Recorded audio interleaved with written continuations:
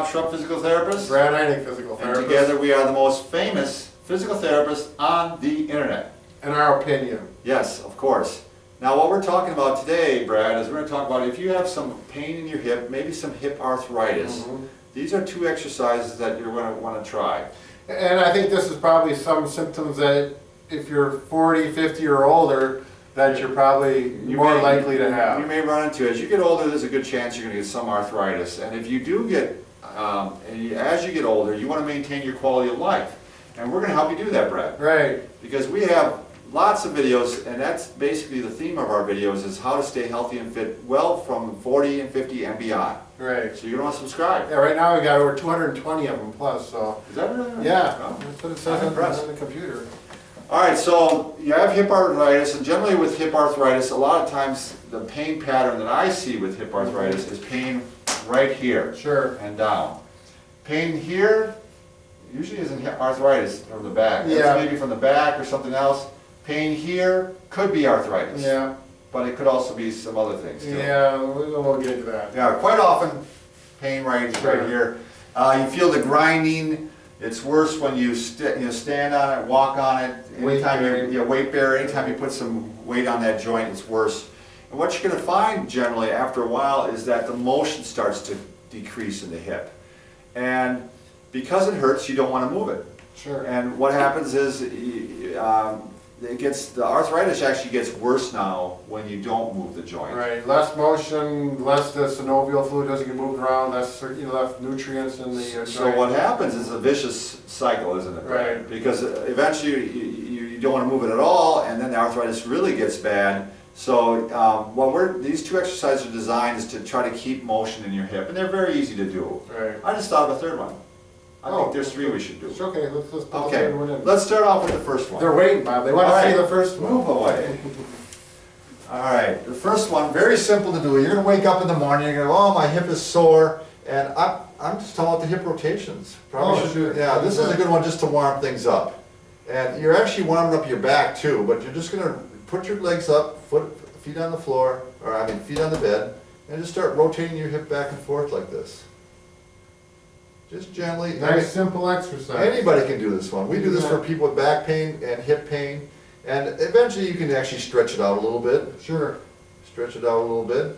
I'm not going to take it any further than that. All right, how many repetitions, Bob? You could do this for quite a few minutes. I would say for a couple minutes. How about a minimum if you're in a hurry?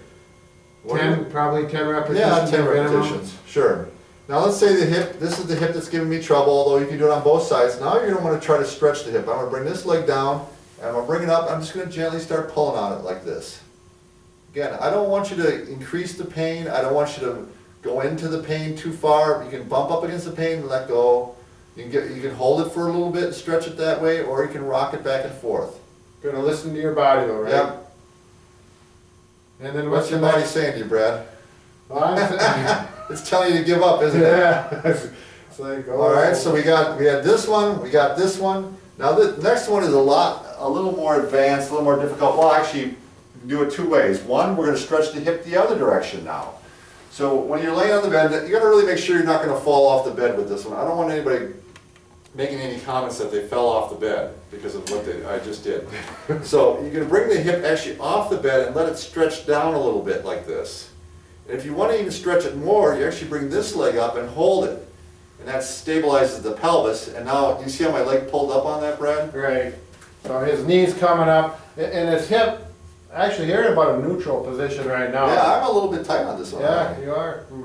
Now this is something obviously is for severe arthritis. This is probably going to be too aggressive. Right. It's going to be someone that's still Stage 1, Stage 2, I'm not sure what the stages actually are, but I did read that the earlier stages, 1 or 2, right, is where you want to do these type of exercises. Same with the shoulder, which we just talked about. But these are not ones you're going to want to do when it's really fired up. And although you probably do the rotations, you can maybe try those. Would be. Another way to do the hip into extension, this is probably for someone a little bit younger and that really wants to stretch their hip out, would be the kneeling one. Can I give you some? You gonna try this one? Sure. I'll give you a towel. So younger, as far as our videos, we're talking to people in their 40s and 50s. Yeah, it's all relative. But actually, this exercise is good for athletes that are runners, you know. Yeah. to get that hip flexor stretched out, so. I do this one every morning. Do you? Yes, I do. I probably should. I get on a pillow.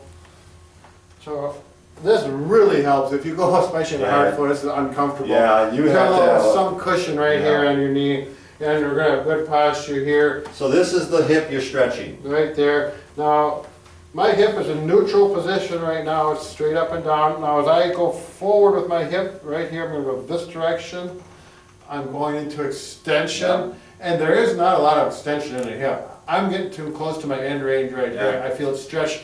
Where you put your hand in your pocket, that's where you'll feel the stretch. Yeah. I feel that right now. And I'm not gonna go like this. Yeah, he's Just keeping won't it do good, it. keeping good posture. Up here like this, and it helps the back that way as well. Yeah, this, I probably should do this more. This is a especially great when I'm running. stretch. Yeah. It's a great So stretch. I'm probably gonna hold this 15 to 30 seconds.